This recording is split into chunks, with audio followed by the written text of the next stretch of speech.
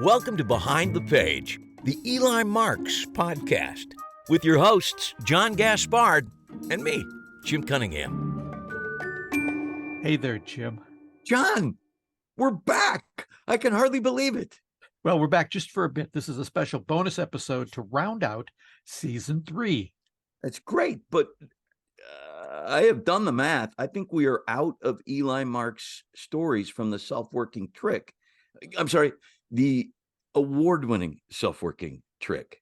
No, there is one more story that connects to the self-working trick. There's, as we know, another series out there that I've done called the Como Lake Players series, and the self-working trick takes place in that universe as well, taking place in Eli's universe. Eli's in Minneapolis, Como Lake Players are in St. Paul. The Twin Cities. Yes, and that self-working trick took place, a good chunk of it takes place in the theater, the Como Lake Players Theater. And it occurred to me it would be fun to do the same story from the other series point of view. The lead in that is actress, now executive director of the Como Lake Players Theater, Leah Sexton. And since she is in the Eli version, let's see her point of view. And so it is that same mystery told from her point of view with slightly different clues, although everything is still the same. She's just seeing things differently than Eli. I don't know if this has been done before. I don't know if it will ever be done again, but it's the same story from another character's point of view. Terrific. Do you want me to read it? Thanks, but that work has already been done by another terrific narrator, Margaret Mickelson. She has been the narrator from the beginning of the Como Lake Players series, because when I started that series and I said, do you want to narrate it? You said, female lead should be a female narrator. And that's... I think that's right. I still think that's right. And boy, did you get a terrific narrator. I can't wait to hear her do it. So here you go, folks. This is Margaret Mickelson reading An Opening Nightmare. Enjoy.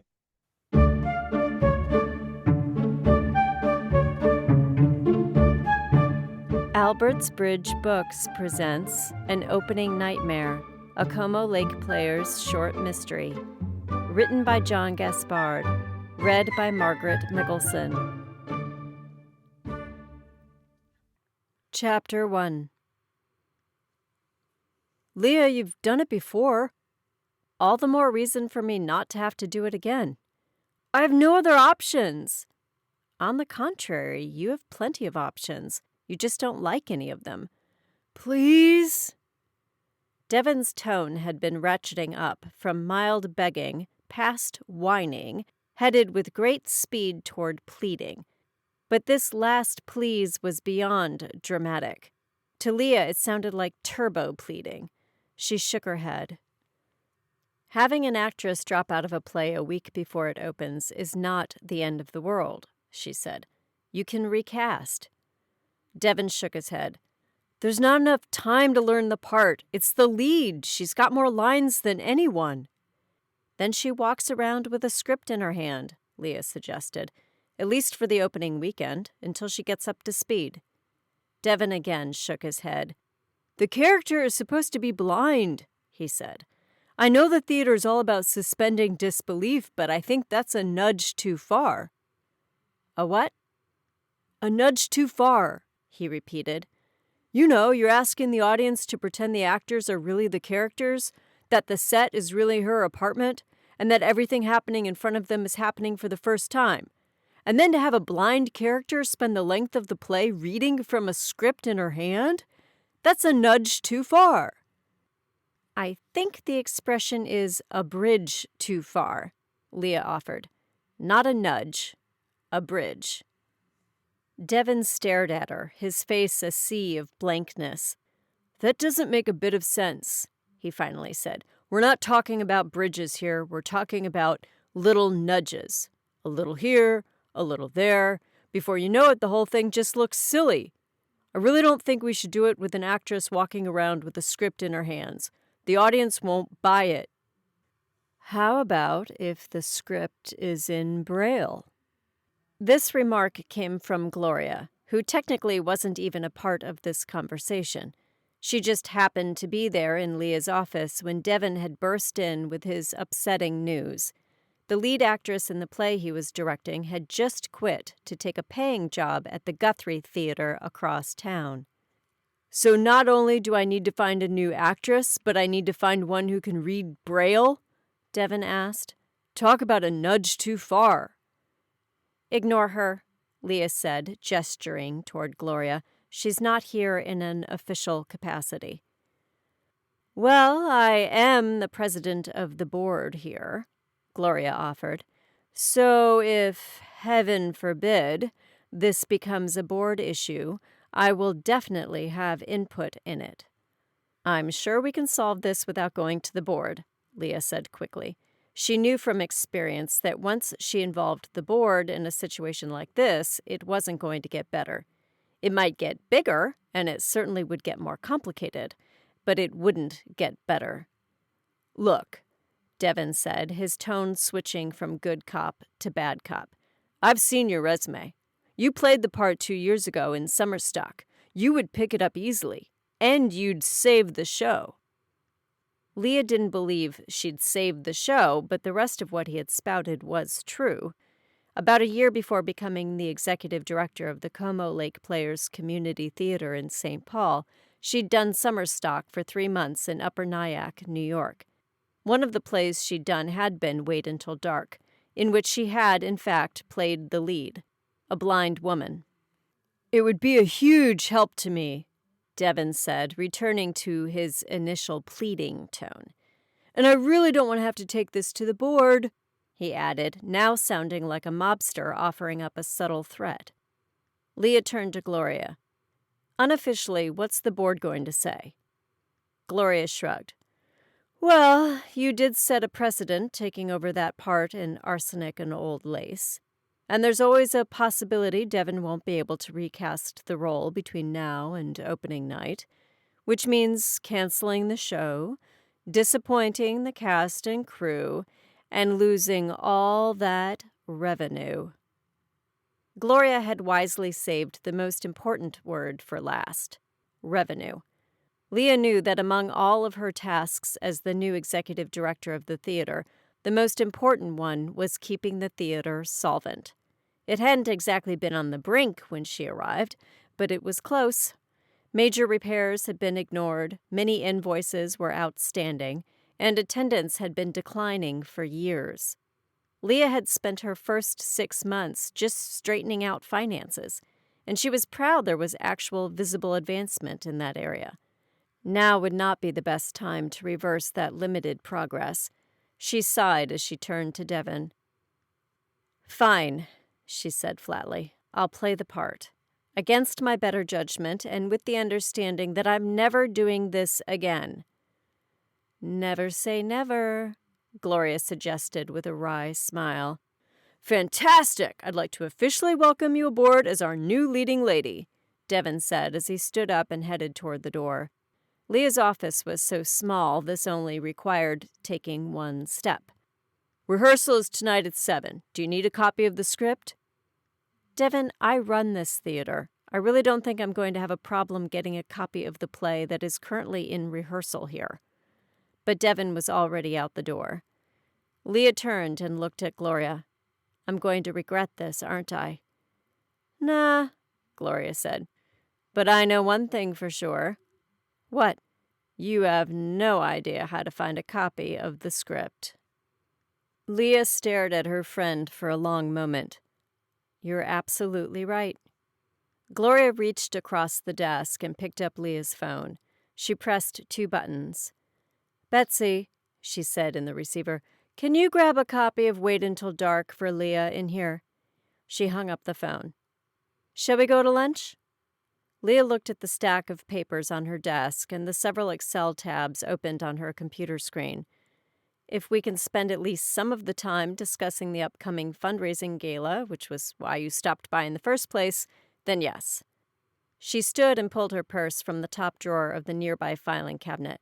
She turned toward her friend as they headed toward the door. Here's what I don't understand.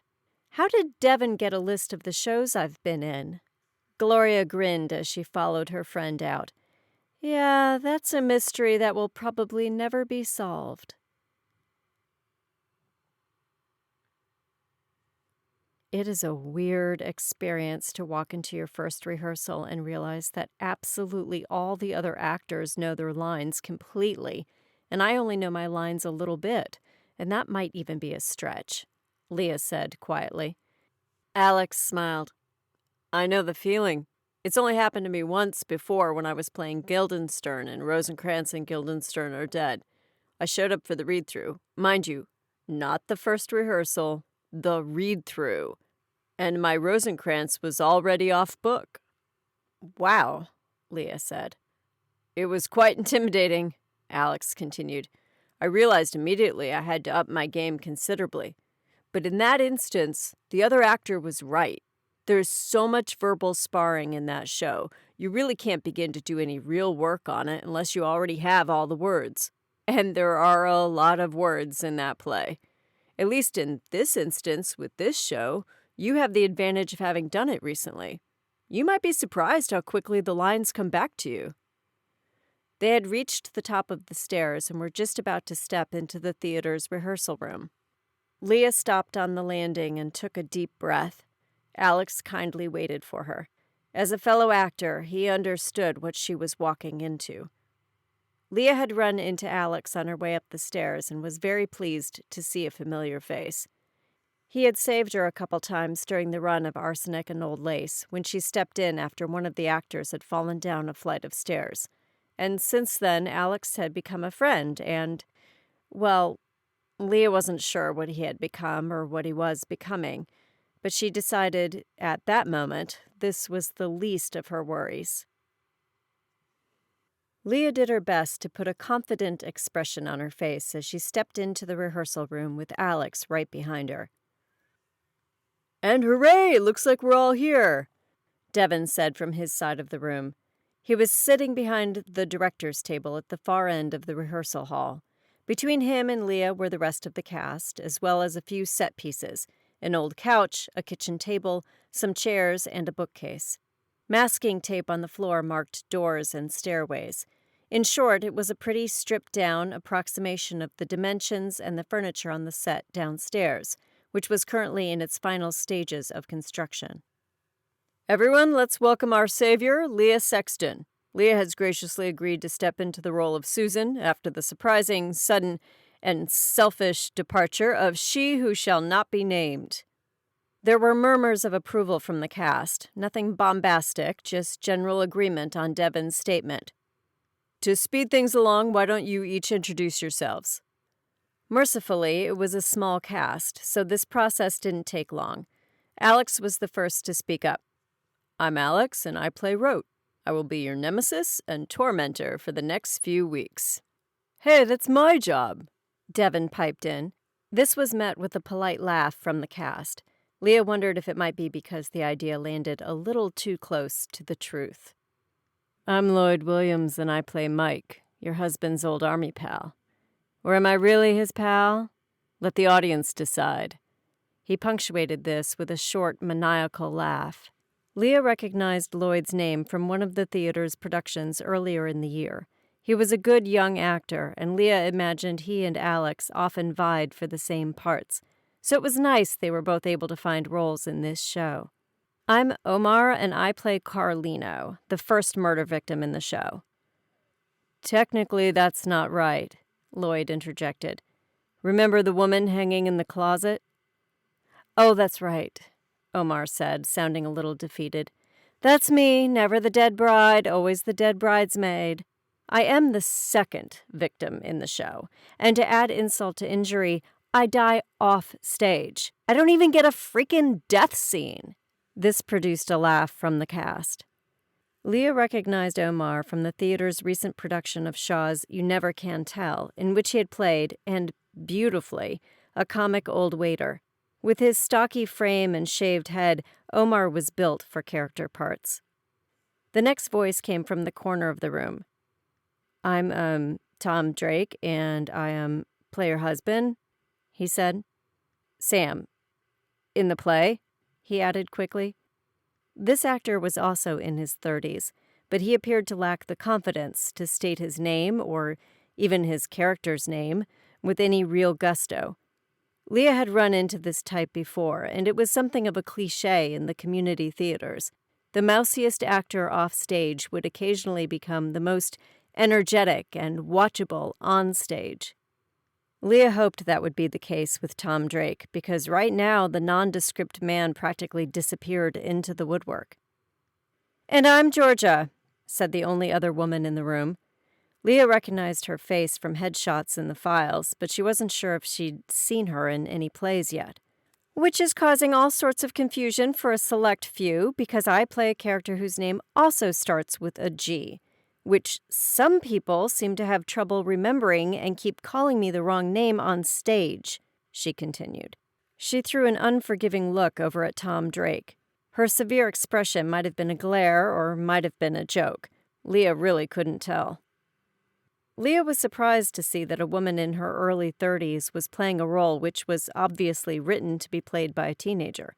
However, Georgia was slim and petite and had a very young-looking face, so Leah assumed the actress could pull it off. She would certainly find out soon enough. "Okay, Leah has a lot of catching up to do," Devin said. "We have our work cut out for us tonight because I've been informed by our set designer they will be ready for us on stage perhaps as early as tomorrow night." This news elicited some excitement mixed with trepidation from the small cast. Leah knew the feeling well. The process of moving a production from the rehearsal hall to the stage was often fraught with tension. No matter how well the layout of the stage had been recreated in the rehearsal room, the transition to the actual set was often a bumpy one. This gave Leah a small sense of relief. Once they got down to the stage, the rest of the cast might be just as discombobulated as she was.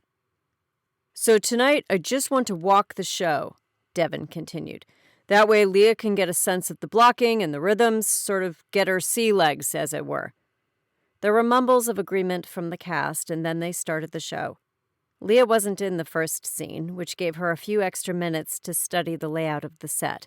It was configured quite differently than the version she'd performed on in summer stock.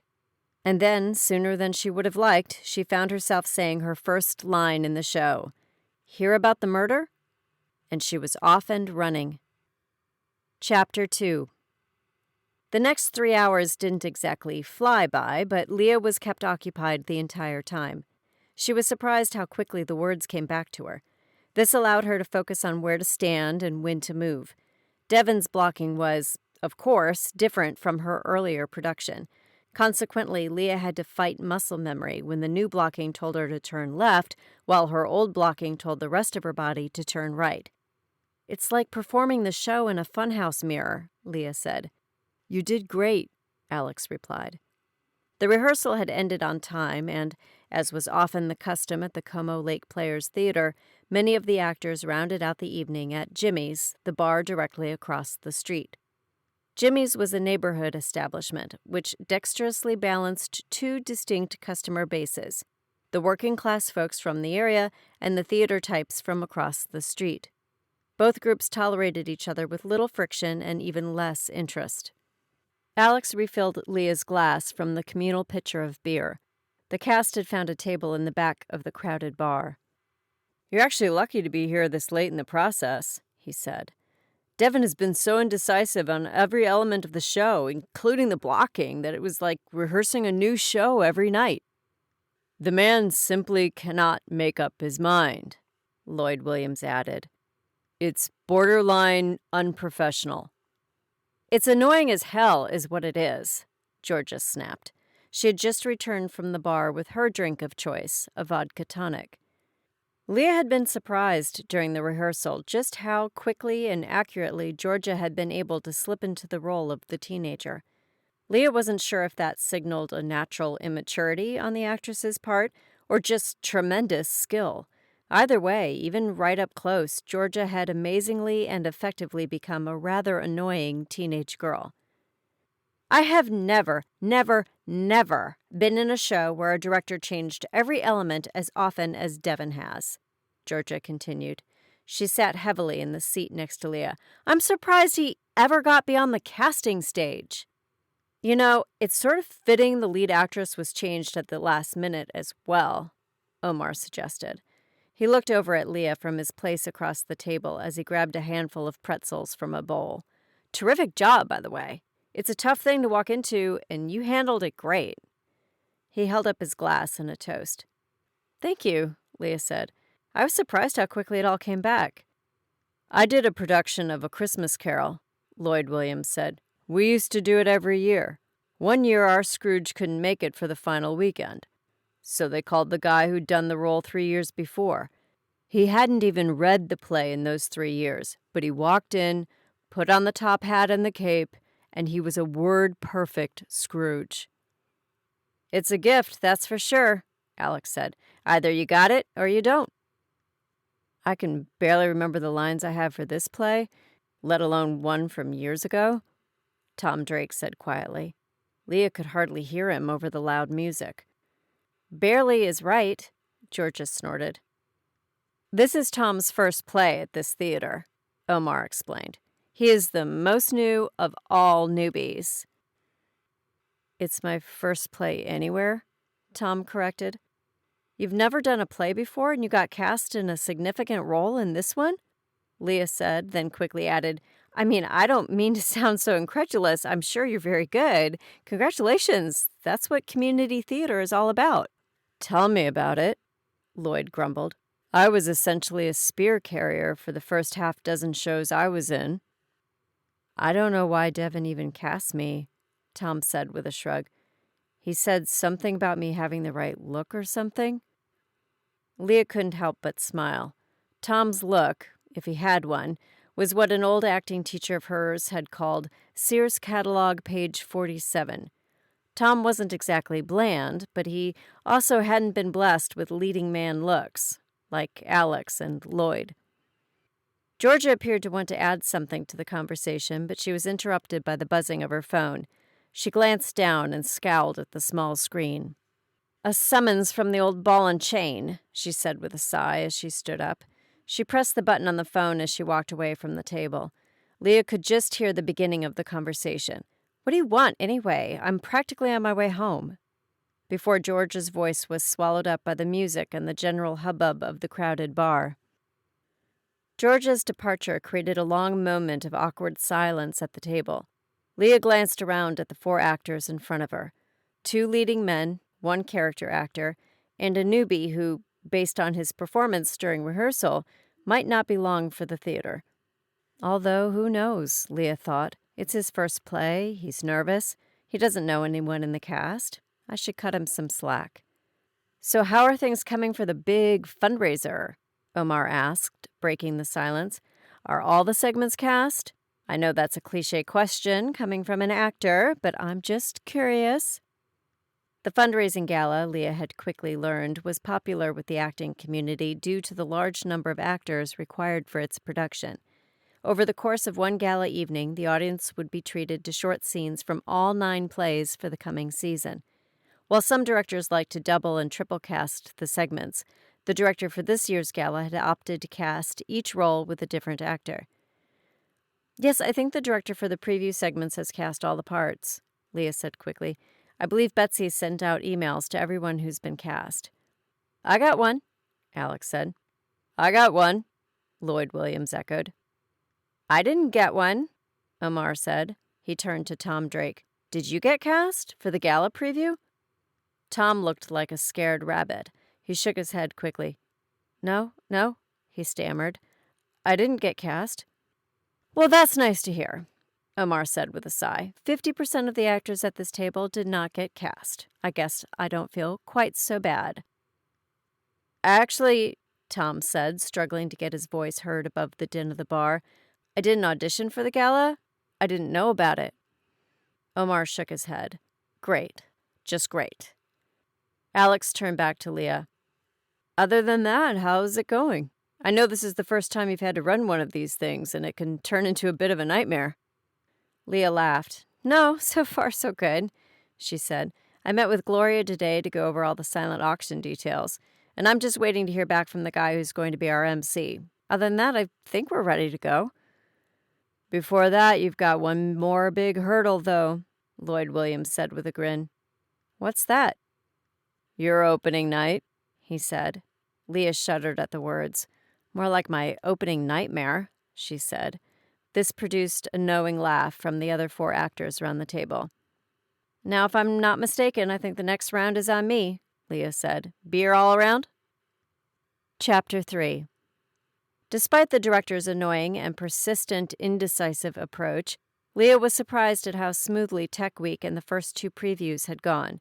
There had been, of course, a few hiccups. Some lighting cues were still in flux, and Lloyd Williams was not as off-book as his attitude might have suggested, which had left Leah stranded on 2 occasions during the preview performances.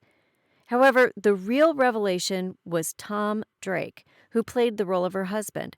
He was terrific, funny and warm and touching in the role, even getting a couple more laughs than the script might have indicated. He'd had a bout of nerves before the first preview in front of an audience, which required a quick pre-show dash to the men's room. But once on stage, he'd surprised Leah by not only knowing all of his lines, and in the right order, but demonstrating a real vibrancy which hadn't been evident during rehearsals. But all that was behind her. It was finally opening night. Leah stood in the wings, script in hand, doing a quick refresh on her lines for the first scene.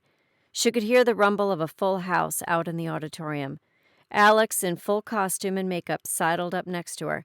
He absently rolled a 50-cent coin across the backs of his fingers, a character trait he'd devised for the cunning and frightened Mr. Rote. "Ready to break a leg?" he asked in a practiced stage whisper. "Ready as I'll ever be," Leah said as she closed the worn script and set it down. It would help if real life didn't keep interfering. "How do you mean?"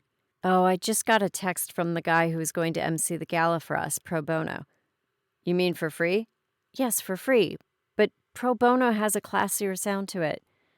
"And he dropped out?" "Yes, but that's not the wording he used. He said something like, 'I've been forced to accept another opportunity,'" Leah whispered with a wry chuckle, "which I'm guessing means a paying gig." "This was the magician?" "Yes, someone on the board thought he'd be perfect for our theme this year, the magic of theater."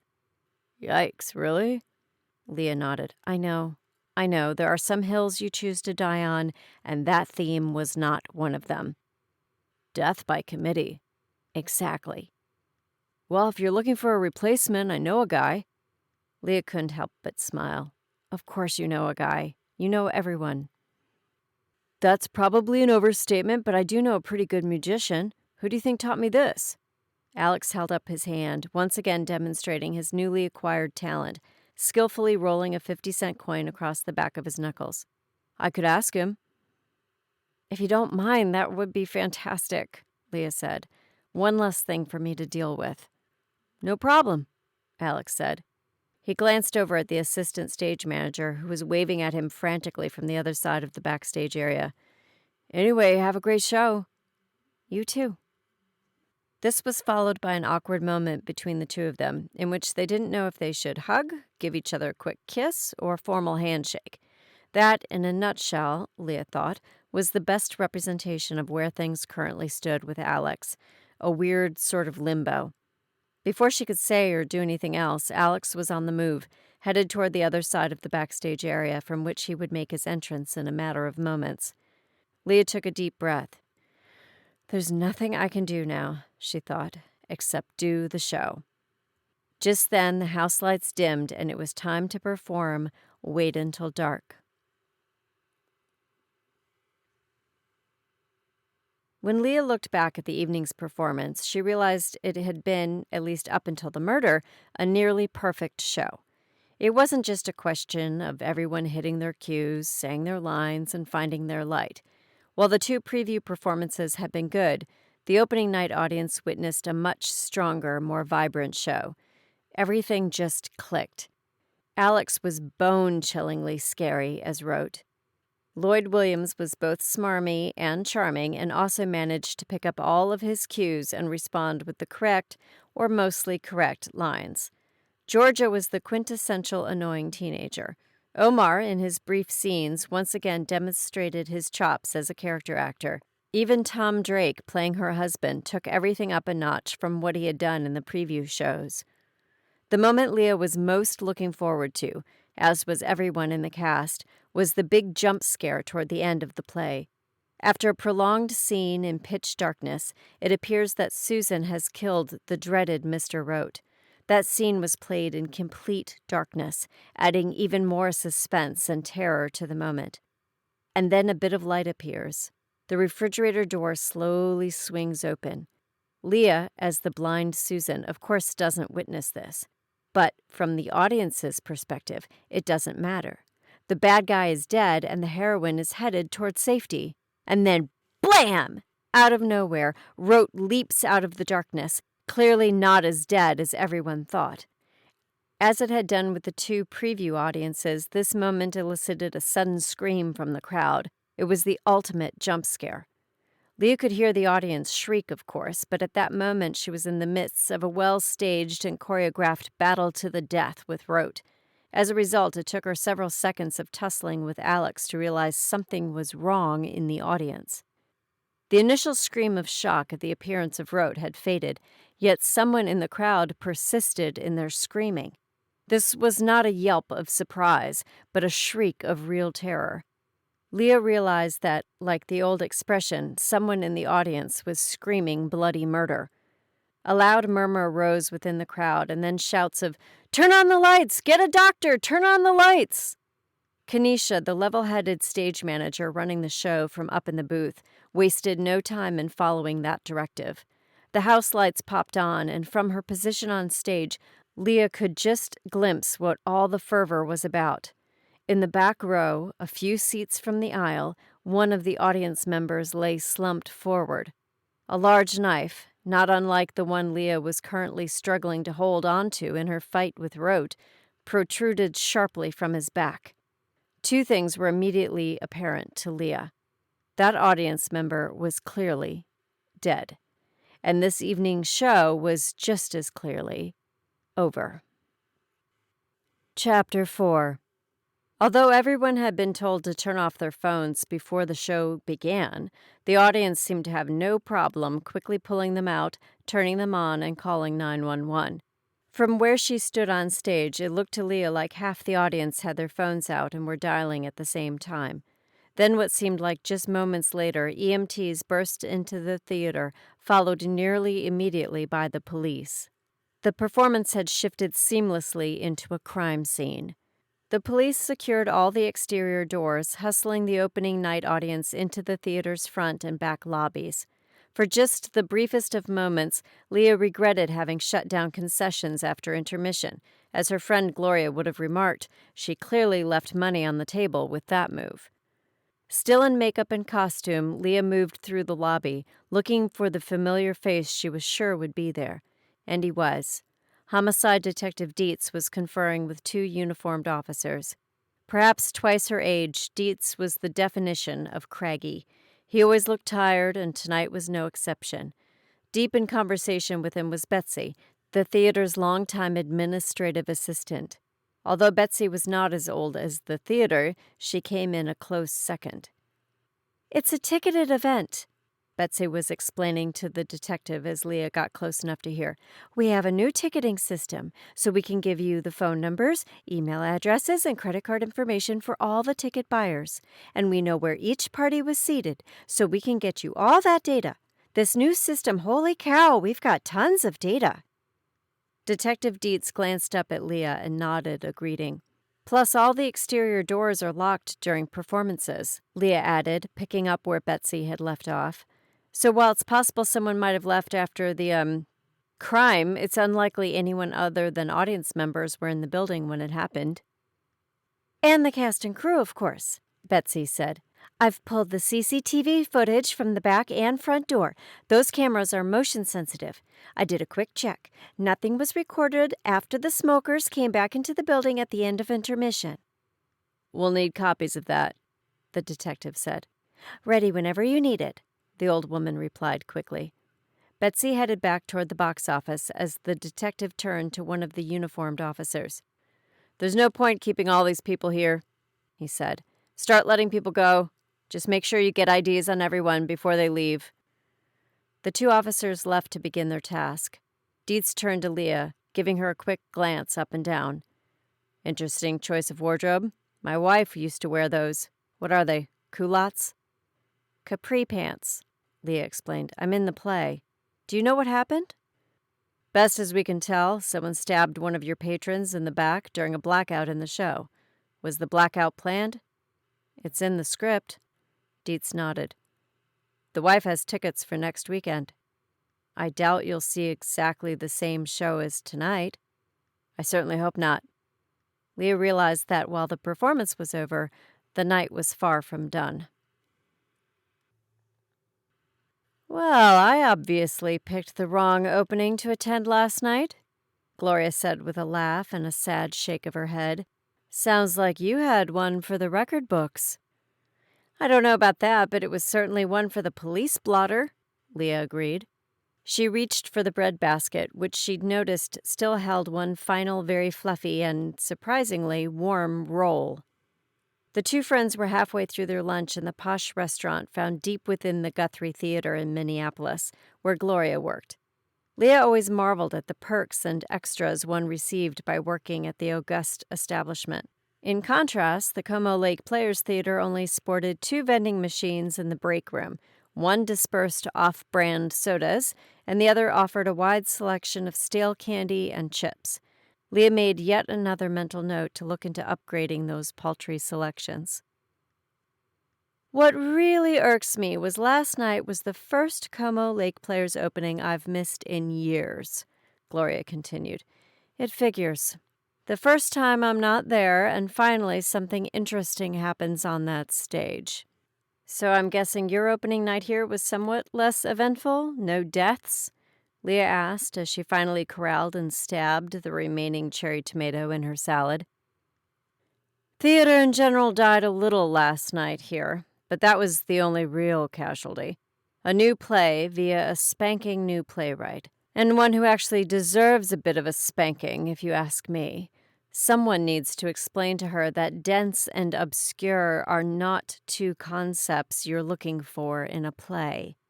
There's one upside for you concerning our less than stellar opening here, though. What's that?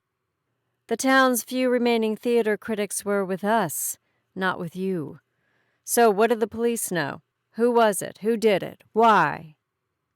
There are still plenty of unanswered questions, but they did figure out the victim's identity last night. It was a guy named Jeremy McCormick. Gloria looked up from her tomato basil soup.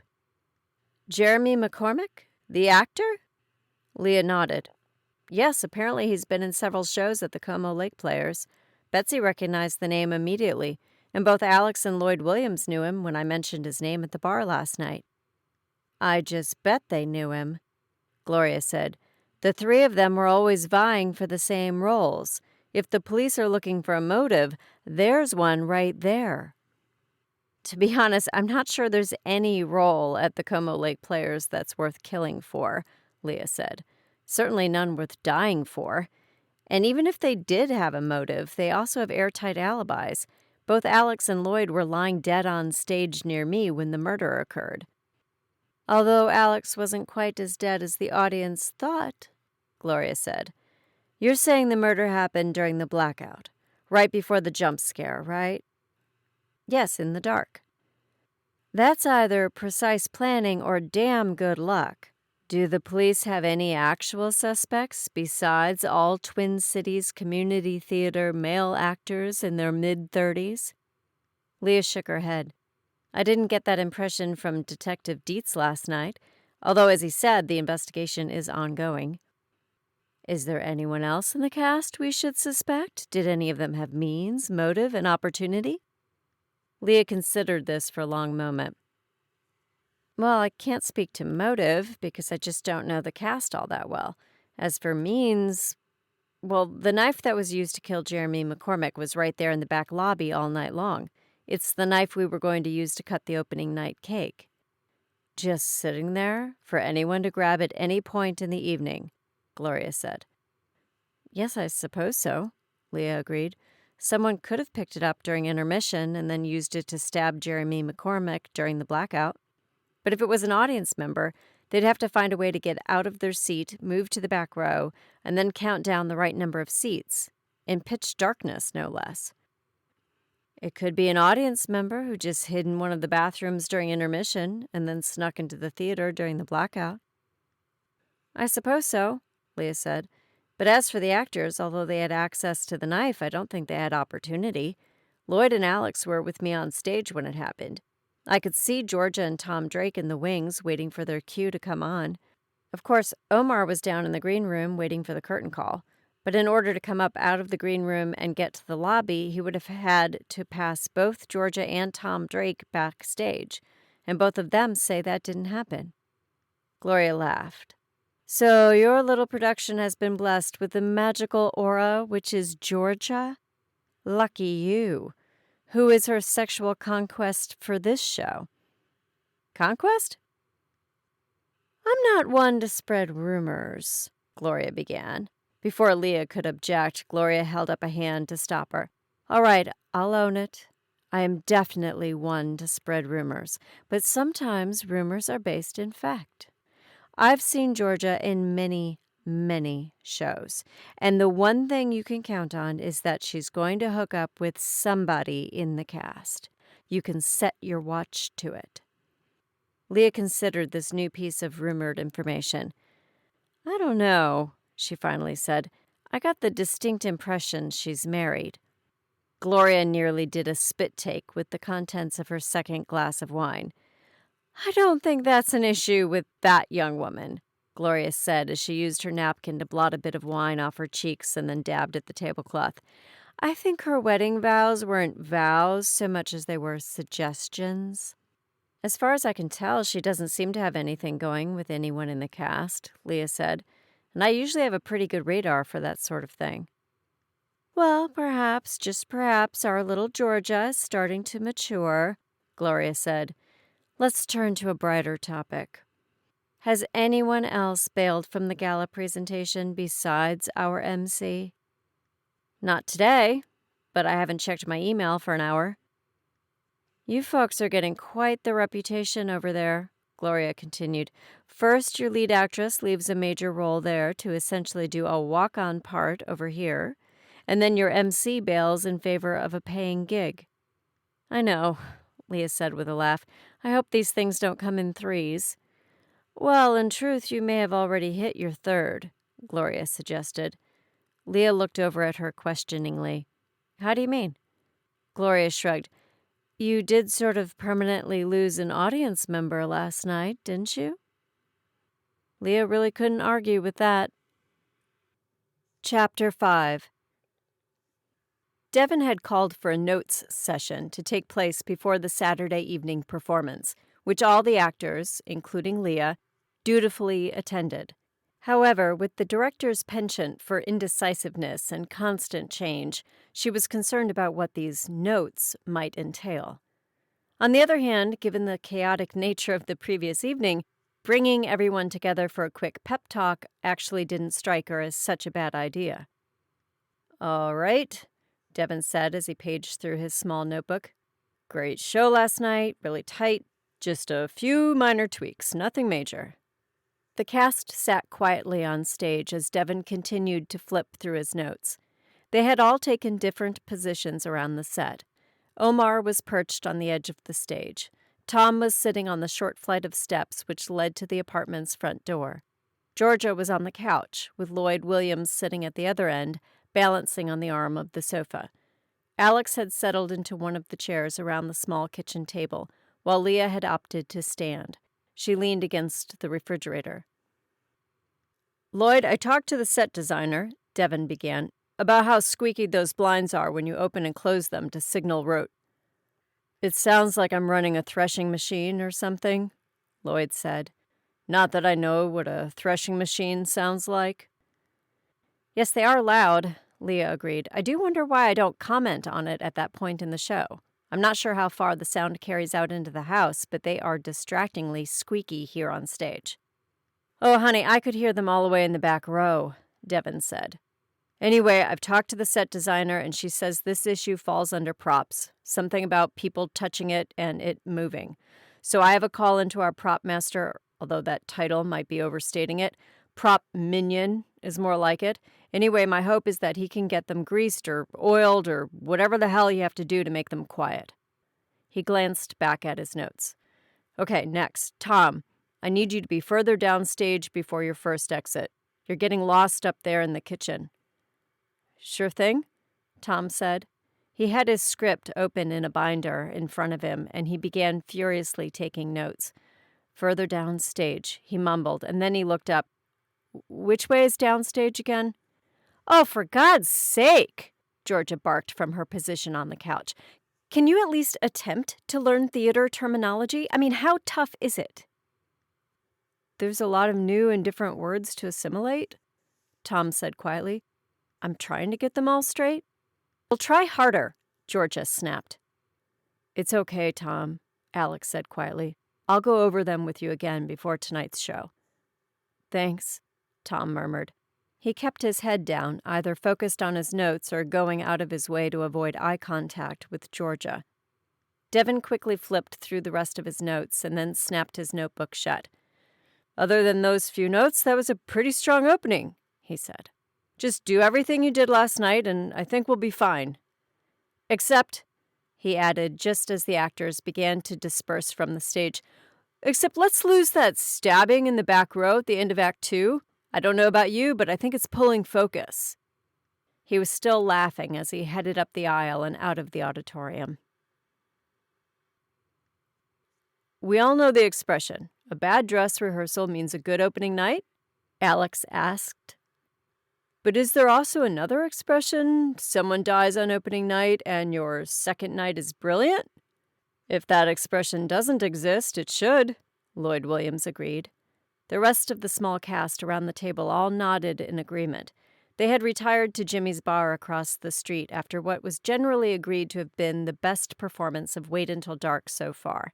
Leah wasn't quite sure why that was, because often the second night of the show was a bit of a letdown, but not in this case. It's sort of ironic that this may be the best show Jeremy McCormick was ever involved in, Omar said with a grin. Too soon? Too soon, Alex said. I don't know, Lloyd said. Dark as it may be, from what I'm hearing, the whole thing has given the show quite a buzz. That's true, Leah said. According to Betsy, ticket sales were off the hook this afternoon. We're sold out tomorrow as well as next weekend. Well, for that, all I can say is thanks, Jeremy, Omar said as he lifted his glass in a toast, and added thanks for giving me a new role. New role? Lloyd asked, his actor's curiosity piqued by this statement. Yep, the guy directing the scenes for the gala show called this afternoon to see if I'd be able to take over Jeremy's part in that show. Welcome aboard, Alex said, holding up his own glass of beer. The others at the table mirrored that action, but without much enthusiasm. Hearing another actor had been cast in something was always something of a letdown. Leah thought back to her conversation with Gloria at lunch that afternoon. Was there any role worth killing for? Certainly not one at the gala show. Each part amounted to just a few lines and a short scene, one of 9, spread out over the course of an evening. Was it worth killing for? It certainly wasn't worth dying for. You said one drink. Come on, let's go, said a gruff voice behind Leah. She turned to see a burly man in his early 40s approaching Georgia. In case you hadn't noticed, I'm still drinking my one drink, Georgia said, indicating the half-full vodka tonic in front of her. We'll finish it up and let's go. I want to get home. You didn't have to come tonight, Georgia said. You fulfilled your marital obligation by coming last night. Yeah, well, somebody got murdered last night, the man said. Leah assumed he was Georgia's husband. Someone got murdered, and it could have been you. I'm not going to let that happen. I'm keeping an eye on this show. He was murdered in the audience. I'm on stage. The only thing that could possibly hurt me in this show are the reviews. Or maybe this klutz will knock me off the stage, she continued, gesturing toward Tom, thinking he's headed upstage when he's supposed to be downstage. We had an agreement, her husband snapped. Fine, fine, Georgia said. She finished the drink quickly and got up. See you at the matinee tomorrow, unless someone else gets killed between now and then. That never occurred to me, Lloyd Williams said once the squabbling couple had disappeared. What's that? Leah asked. I just assumed the murder of Jeremy McCormick was a one-time thing, you know? One and done. But what if it's not? What if Jeremy wasn't the only victim, just the first one? This idea appeared to unsettle the others at the table just as much as it unnerved Leah. And then she looked over at Alex. It was hard to be sure in the bar's dim lighting, but Alex looked like he had just gone pale. Chapter 6. As an actor in the show, Leah was required to show up at least 1 hour before curtain. Upon arrival, she would dutifully add her initials to the actor sign-in sheet to alert the stage manager that she was on the premises. However, as the executive director of the theater, she often had other duties before a show, such as helping Betsy finalize all the ticket sales for that afternoon's matinee. This once tedious process had been enormously streamlined recently with the installation of a new computerized ticketing system. Although Leah had spearheaded the process of acquiring the new program, Betsy was the one who'd had the most hands-on experience with it so far.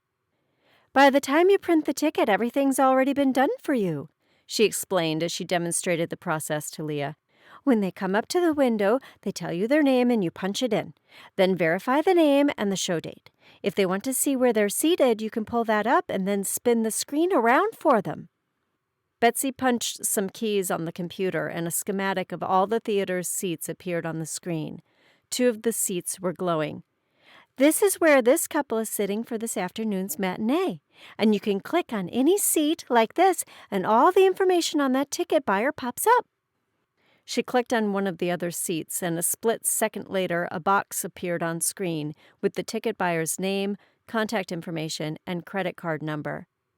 "So you can click on any seat and it will tell you who's sitting there?" "Sure thing." "Even for past shows?" "As long as we don't manually delete it, it will be there forever." Leah glanced at her watch. She still had plenty of time before she needed to get ready for the show. "Can I look at Friday night? Opening night?" Betsy punched a few keys. "Done and done." She stepped away from the computer to get the cash drawer from the safe. Leah took her place, sliding the computer mouse around until the cursor on screen hovered over the back row of seats. She was curious about Devin's statement that he could hear the blinds being opened on stage all the way from the back row. Had he been seated in the back row? She knew if the murderer was actually someone from the audience, a person seated on an aisle would have had the easiest time getting out of their seat, committing the murder, and getting back without arousing suspicion. And like the actors on stage, the show's director would know exactly how long the blackout was and how much time he'd have to kill Jeremy McCormick. But did Devin seem like a killer? Not really, although he did have a certain unhinged quality to him. But if that indicated he was a murderer, then so were most of the people she'd ever met working in the theater. But did he have some beef with Jeremy McCormick, which was sufficient enough to require cold-blooded murder? She had no idea. Leah clicked on the seats in the back row, starting at the stage right aisle and moving left. Devin wasn't on that aisle seat, but his name did pop up 3 seats in. He was about 6 seats away from where Jeremy McCormick had been seated, so it seemed unlikely that Devin was the killer. There was simply no way he could have gotten out of his seat to do the deed without alerting the people around him. Leah looked more closely at the information box that had popped up when she clicked on Devin's seat. "Betsy, what's it mean when there's a red C next to the audience member's name?" Betsy was just sliding the cash drawer into its slot under the box office window. "That means they had a comp," she explained. That would make sense, Leah thought. As the show's director, Devin would have been given a certain number of comps for the run of the show, just like the actors, the designers, and the crew. Her curiosity piqued, Leah quickly clicked on each of the seats in the back row. She was surprised that, in addition to Devin, several people in the back row had been comped into that night's performance. When someone gets a seat with a comp, do we have any way of knowing who gave them that comp? Betsy thought about this for a long moment and then shook her head. "Not currently, but we could add it to our list of features we'd like to see added to the program. The sales guy mentioned that a ton when he was demonstrating the system." "And the person giving the comp, can they pick which seat it's for?" This question took several more seconds of thought on Betsy's part. "They sure could, if they arranged the reservation, But normally the comp ticket holder just shows up at the window and we give them whatever seat pops up. Leah studied the information on screen again. She wasn't sure if this changed anything, but it would certainly be worth passing this new information along to Detective Dietz. There was a red C next to Jeremy McCormick's name on the screen. Someone, the cast, the crew, the designers, or the director, had given the murder victim a free ticket to the opening night performance of Wait Until Dark. Chapter 7. "You must be the magician," Leah said as she extended her hand. "Guilty as charged." "Thanks for waiting. Sorry for the delay. Things are a bit nutty around here." "That's usually par for the course during a tech rehearsal," he said. "I'm Eli Marks." Leah guessed he was in his mid-30s. He had a handsome guy-next-door look that was immediately appealing. She already liked him better than their first MC, who'd had a slimy, unctuous quality that she'd found instantly off-putting. "I'm Leah Sexton, the executive director of the theater." "And an actress as well, if I'm not mistaken," he said. "You're in the current show, right?" "Guilty as charged. So you've seen it?" "Opening night." Leah winced. That show wasn't really indicative of our typical fare. "Well, it certainly was a memorable first visit to your theater. Alex was kind enough to give us comps in exchange for a little magic training." "Oh, you're the one who taught him to roll a coin across his knuckles," Leah said with a laugh. "He does it incessantly now." "That's pretty typical of a beginning magic student. Don't worry, it's not a permanent condition. For most." "I don't know if Alex fully explained the structure of our gala show," Leah said as she guided him through the theater's lobby. "It's a preview of our next season, so the audience gets to see snippets of each of the 9 plays. Each piece runs about 5 minutes. It can make for a sort of disjointed evening, I'm told, but that's what they've done historically. And I'm the glue that holds it all together." "With any luck, yes," Leah said with a grin. "Your job is to welcome the audience, maybe do some tricks between acts, and introduce each play segment. Did you get the script I emailed over?" He held up a stapled and slightly wrinkled script. "It all seems pretty straightforward," he said. "I've made some notes on some possible opening effects, some interstitial stuff that sort of ties into each play segment, and then a nice finale." "It sounds like you've done more work on this than I have," Leah said with a laugh.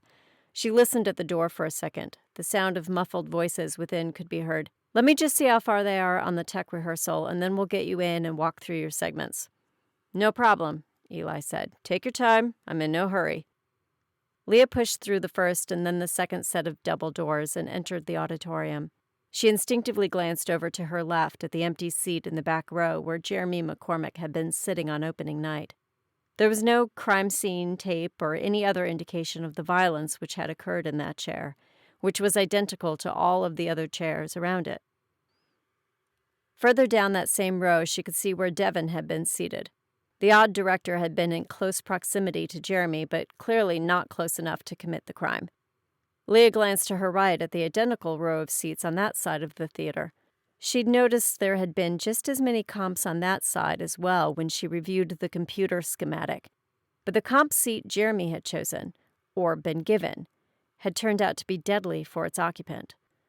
The same questions from days before still irked her. Who had given that comp to Jeremy McCormick? And could that be a clue to who had killed him? "We'll just go through your cues in order," Leah said as she led the MC down the theater's main aisle. "No need for you to be here for the cue to cue for all 9 of the scenes." "Sounds good," he said as he followed her up the stairs which led to the stage. "Let me give you a quick geography lesson," Leah continued. "You'll make your entrance from over there in the right wing." "And how do I get to the right wing in the first place?" Eli asked. "Good question. There are stairs leading up to that side of the stage from the basement and a corridor that runs under us to the green room," she explained, tracing the journey with her finger from the entrance wing across the stage and toward the left wing. "Good to know," he said. She picked up a portable headset from the coffee table in front of the couch and pulled it on. She flipped a switch on a small black box as she attached it to her belt. "Kenesha, we're ready for the opening cue," Leah said into the headset. She nodded as she listened for a moment, then turned to Eli. "They're still writing a couple of light cues up in the booth," she said with a wave toward the back of the house. On the back wall, about a half-story up, they could see a set of small windows. A silhouetted figure waved back. The two then stood awkwardly on the stage, waiting for the lighting cue to get written. The MC glanced around at the set and then turned to Leah. It must have been weird to be on set pretending to kill someone and then have a real murder happen just a few feet away. Leah nodded. Weird doesn't begin to cover it. Alex told me all about it, he continued. Where everyone was when it happened. All the relationships, the histories. It's like a puzzle. That it is. I like puzzles, he said, and then turned to her. Can I ask a technical question? A technical acting question? Sure thing. So you're playing blind, but you can still see, right? From out in the house, we could tell your eyes were open, but you also seemed completely blind. Leah laughed. I can still see, sort of, but I'm trying very hard to not focus on anything. It takes a lot of concentration. Let me show you what I mean. She sat on the couch to demonstrate. Right now, with my eyes unfocused, I can vaguely see the chairs out in the audience, even though there's very little light out there. She turned her head. I can kind of see you standing there, and if I look over here, I can see into the wings. It's much easier if you're wearing sunglasses. Then you don't have to do as much work. Or if it's actually pitch dark. So that blackout scene probably comes as something of a relief, I guess. It does, a bit, although it presents its own challenges. Before she could say anything more on the topic, Kanisha's voice was in her ear. Leah listened for a second, then turned back to the MC. Kanisha's ready to run the opening, she said as she stood. Why don't you take your place off stage? He nodded and headed toward the right wing. Leah stepped off stage in the other direction. She spoke into her headset. Cue the opening. Suddenly, a loud drum roll blasted out of the speakers as moving lights began to ballyhoo the stage. A moment later, a pre-recorded announcer's voice echoed throughout the empty theater. Ladies and gentlemen, welcome to the 65th Annual Como Lake Players Preview Gala. Lively music replaced the drum roll, but the lights kept sweeping the stage as the announcer introduced the evening's host. As soon as she heard the introduction, Leah realized they'd have to re-record it. It was welcoming the MC, but the wrong one. Instead of Eli, the booming voice was welcoming the jerk who had quit for a paying gig. Leah yelled to Eli across the stage, Don't worry, we'll be re-recording that. He nodded as he stepped out onto the stage. The ballyhoo receded and the lights came up full. He got as far as, Good evening, in his script, and then turned to Leah. A quick technical question? That's why we call it a technical rehearsal, Leah said as she rejoined him center stage. Are those steps going to be here on show night? He gestured toward the temporary stair unit they had just walked up to get on stage. If they are, I can bring people on stage for some tricks. If not, then I can rejigger the act so that no one needs to come up here. Let me check. Leah quickly relayed the question into her headset. She nodded as she listened and then turned to the MC. Kanisha said we'll have a sturdier stair unit in place, but it will be stage left. That is, on our left, as we face the audience, she continued. Oh, wait, sorry, you probably knew that already, didn't you? You're a professional, she said, quickly turning apologetic. He nodded and smiled. Not to worry, years of corporate shows with executives who never learned the difference between stage left and stage right have reinforced the vital need for that refresher course. He looked over at where the steps would be during the show. I won't bring anyone up for this first segment. I'll just do something quick to establish my character. But when I do bring someone on stage, how tough is it to turn up the house lights a bit so they can see where they're going? Before Leah could reply, the house lights quickly popped on in response. Apparently it's no problem at all, she said. Kanisha is very good. Something in her ear interrupted her, and she listened quietly for a moment. She wants a minute to write a quick house light cue to have as a go-to for during the show. Sure thing, he said. He flipped absently through his script pages. Leah waited patiently, her gaze drifting over to the stair unit. Something about his question had triggered a thought. Was it about Jeremy McCormick?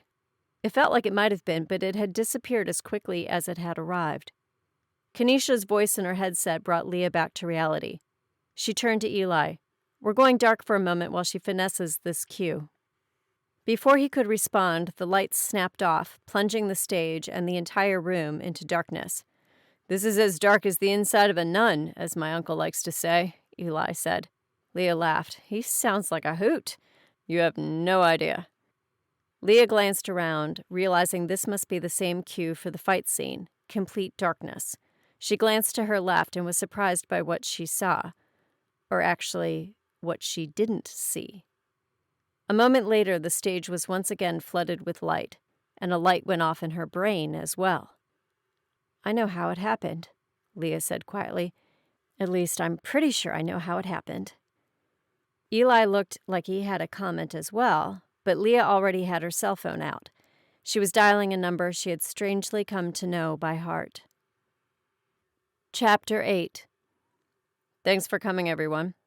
This short welcome announcement was given in the flat, even voice of Detective Dietz as the invitees stood awkwardly near the stage.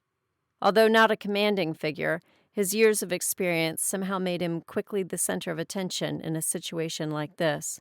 And being a homicide detective also didn't hurt. Some new information about the case has come to our attention, he continued. And rather than bring you all in one at a time, I thought it might be more efficient to do this as a group. This invitation-only presentation had definitely been his idea. Once Leah had recounted her theory to him over the phone, he'd come to the theater and asked her to physically walk through the scenario. At the conclusion of the demonstration, he'd sat quietly for several moments in the seat where Jeremy McCormick had died. I think, given the lack of actual physical evidence, it would be more productive to bring the entire cast together for this, he finally said. The individual personalities and group dynamics might work to our advantage. And so the cast had been given an early call time for their Friday night performance of Wait Until Dark, arriving well before any of the ushers or other volunteer staff were on hand. The only non-cast members present were Detective Dietz and Georgia's husband. He looked just as sullen as he had the night he'd made Georgia leave the bar. After a grunted introduction, Leah learned his name was Sean. We want to run a short reenactment in order to better illuminate what might have happened the night Jeremy McCormick was stabbed, Dietz continued. He turned to Leah, gesturing that the floor was now hers. Thank you, Detective, she said. We have a theory about how and why Jeremy McCormick was murdered. To best explain our thinking, I'd like everyone to go to where you were when the crime occurred. She turned quickly to Omar, who had started to head toward the exit. Omar, we know you were downstairs in the green room. For the purposes of this demonstration, why don't you just sit on the edge of the stage? He nodded in agreement while the rest of the cast moved up onto the set. I'm not really sure why I'm here, Sean said. He and Georgia had come in together, but as soon as she headed toward her spot in the wings, he immediately looked awkward and unhappy. Although, to be fair, he hadn't looked all that excited before that. Sean, you are here as a representative member of the audience, Leah explained. Why don't you just take the seat you had that night, if you remember where it was? He nodded and crossed the aisle to his seat, grumbling something Leah couldn't quite hear. She turned to Detective Dietz. And why don't you take the hot seat, where Jeremy McCormick was sitting that night? The detective moved to the back row and settled into the seat. Leah turned to the stage to see how the actors were doing getting into position. Lloyd Williams was standing by the couch. Although normally pretty cocky, the sight of the detective and the announcement of this reenactment seemed to have taken some of the wind out of his sails. Alex was standing in front of the couch, looking even more uncomfortable than Lloyd, if that was possible. He hadn't said anything to Leah when he'd arrived, and that fact alone spoke volumes. Lloyd Williams lay down on the stage, taking the position his character falls into after being murdered. Leah could see his feet sticking out from behind the couch. Alex followed suit, bending down and gingerly tipping the coffee table over, so it would be consistent with that moment in the play. Georgia and Tom Drake had disappeared into the wings, although Leah could see Georgia peeking out from around the curtain. For the purposes of this demonstration, Leah said loudly so they could hear her from the back of the house, why don't Georgia and Tom step on stage just a bit so you can see what's going on? They both stepped forward without enthusiasm. Kanisha, can you hear me? Leah said as she turned toward the back wall of the theater. She could see just a trickle of light coming from the windows of the technical booth high up on the back wall. Loud and clear, came her muffled voice. Great, let's go to lighting cue number 1. Kenesha must have been poised and ready for this instruction, for a moment later the lighting in the room changed dramatically. The stage lights went on full, while the house lights dimmed to about half their normal intensity. It wasn't as dark as it was during the show, but there was just enough light so Leah could see what was going on in the house. Okay, for our purposes, let's pretend this lighting represents how things looked before the blackout. And we also have a modified blackout look, Leah explained. A second later, the white lights on stage went out, leaving only a spooky blue glow covering the stage. For our demonstration, this represents the blackout look, she said as she turned toward the auditorium's entrance doors. Detective Dietz gave her the slightest of nods from his seat, while on the other side of the aisle, George's husband glared at her. The reflected blue light from the stage gave his already sunken eyes a menacing tinge. As Leah reached the door, she turned and addressed the cast on stage. Once the blackout occurred, the clock was ticking for our killer. They had to leave their current position, make their way to the lobby, and grab the knife which lay next to the opening night cake. Leah dramatically pulled a butter knife from her pocket. She'd picked it up earlier in the theater's small kitchenette. Then, as quietly as possible, the killer had to move through first the outer door to the auditorium, wait for that door to close completely, and then move through the inner door, ensuring that no light leaks would give them away. Leah stepped out of the auditorium for what she hoped was a dramatic moment, and then re-entered through the second door. She stood for a moment at the top of the center aisle. "Time is running out, and I have to be quick," Leah continued. "It's dark, but I know where my victim is sitting. On the left, 4 seats in. Because that's the comp seat Jeremy McCormick was given." Leah's story was suddenly interrupted. "It was me," came a voice out of the semi-darkness. "I did it." Leah looked toward the sound, and Detective Dietz leaned forward. Alex had gotten up and moved to the edge of the stage. "I'm the one who gave Jeremy McCormick the comp." "Okay," Detective Dietz said slowly. "I'm the reason he's dead." Leah and the detective exchanged a quick look. "Why did you give him the comp?" Dietz said, still keeping his voice calm and even. "If you'd asked me at the time, I would have said it was because I knew he was broke and wanted to help him out," Alex said, the words spilling out quickly. "And what was the real reason?" Alex looked around at the other actors on and near the stage, and then out into the house where Leah and Dietz were. "I wanted to rub his nose in the fact that I was in a great show and he didn't get to be a part of it, which was something he did to me every chance he got. It was petty, I know, and childish, but there it is. I'm not proud of it." "But you didn't make the reservation, right? You just gave him the comp," Leah said. She had not expected this revelation, particularly in the middle of her recreation of the crime.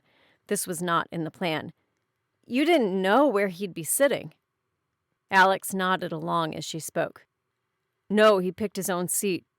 But it's my fault he was here in the first place." Dietz looked up at Leah and then turned back to the actor on stage. "Thank you for telling us that. There had been some question as to how Mr. McCormick had received his comp ticket.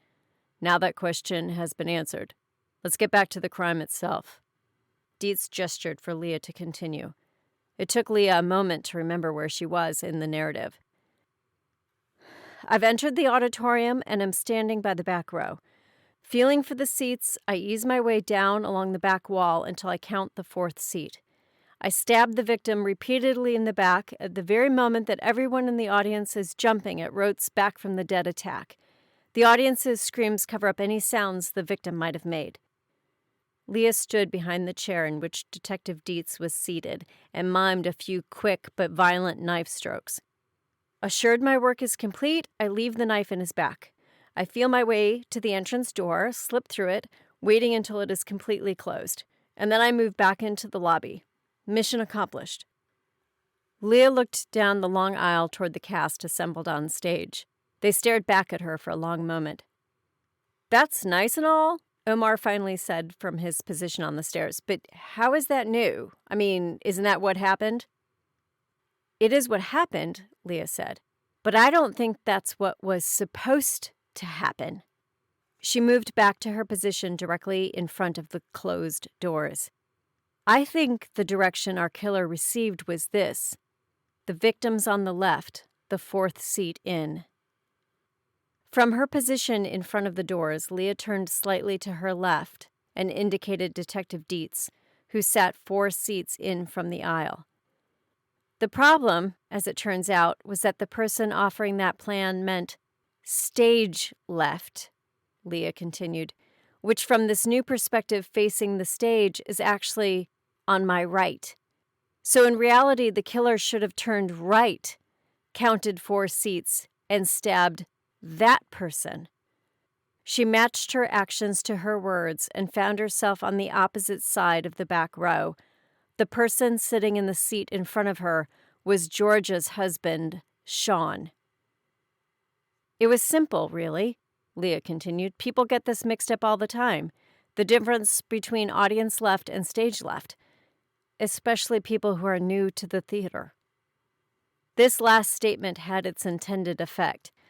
Tom Drake pushed himself away from Georgia, pointing a shaking finger at her as he stumbled towards center stage. "It was all her idea," he yelped. "She planned it. She made me do it."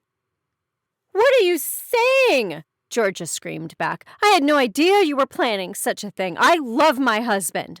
She turned toward Detective Dietz, who had crossed the aisle to stand next to Leah. "Don't listen to anything he says. He's lying. I swear he's lying." "She set the whole thing up," Tom Drake continued. It looked like he was hyperventilating. "She pointed her husband out from the backstage. 'There he is,' she said. 'On the left, 4th seat.' I got through the doors and I did what she said. 4th seat on the left." "You're an idiot!" Georgia shot back, and then she leapt toward him. 2 uniformed cops appeared suddenly from the other wing and stepped between the couple, pulling them apart and quickly snapping handcuffs on the pair. "Well, we can sort all that out downtown," Dietz said slowly. He sauntered down the aisle and then turned back to Leah. "I'm afraid you're going to be a couple actors short this weekend." "That's okay," she said. "It's kind of a badge of honor to close a show early when it's selling out. Plus, that will allow us to really put our focus on the gala, making it a really terrific show. And raising some money as well, of course. I hope you can make it." "My wife has already bought tickets." Leah couldn't tell from his tone if Dietz felt this was a good thing or not. Leah watched as the 2 cops escorted Georgia and Tom up the center aisle. Georgia's husband simply glared at her as she was marched past. The murderous couple were still trading barbs after they'd disappeared through the double doors, their voices echoing out in the lobby. After several moments, all was quiet. "How did you know she was having an affair with Tom?" This came from Alex. He and Lloyd had stepped to the edge of the stage to watch the couple's exit. "Well, the rumor mill—" "You mean Gloria?" Alex interjected. "Yes, Gloria, and a few others, suggested Georgia always hooked up with someone in the cast. I knew you 2 guys were too smart to fall for that," she said, indicating Alex and Lloyd. "Or had been down that road before and weren't likely to take that trip again," Alex added, with a nod toward Lloyd. "And I don't ride her bus, so I was safe," Omar offered. "Exactly. So that just left Tom Drake or Devin. While Georgia clearly didn't respect Devin, she was super mean to Tom Drake. And the only other person she was that mean to was her husband." "To be fair, she was a little meaner to her husband," Alex suggested. "What with the murder plot and all." "True enough," Leah agreed. "But she treated Tom the same way she treated her husband." "You mean badly," Alex said. "Exactly, which suggested to me that, although they were hiding it, they were involved. I imagine once she hatched her plan with Tom Drake, they went to great lengths to cover any hint they were involved. I actually think they knew each other from outside the theater. Doing the show together was just part of her larger plan." "If there was no evidence of involvement between them, she probably felt it could create a stronger alibi for them during the murder," Lloyd said. "She knew I could see them in the wings before the blackout," Leah said, "and that I'd assumed Tom was still there once everything went dark." "If nothing else, I think this points out the dangers of show romances," Omar offered from his position on the stairs. Leah and Alex exchanged a quick look and just as quickly looked away. "I make it a point to never get involved with a cast member of any show that I'm in," Alex said solemnly. "I've had that same rule for years," Leah agreed. They slowly turned and looked at each other. However, this show is clearly closed, Alex said. Without question, Leah agreed. It's done. There was a long moment of silence between them, which was broken by Omar. Oh, for God's sake, just ask her out, Omar snapped. It's killing us, Lloyd agreed. I was just about to, Alex said. He turned toward her. Leah? She cut him off before he could finish. Yes.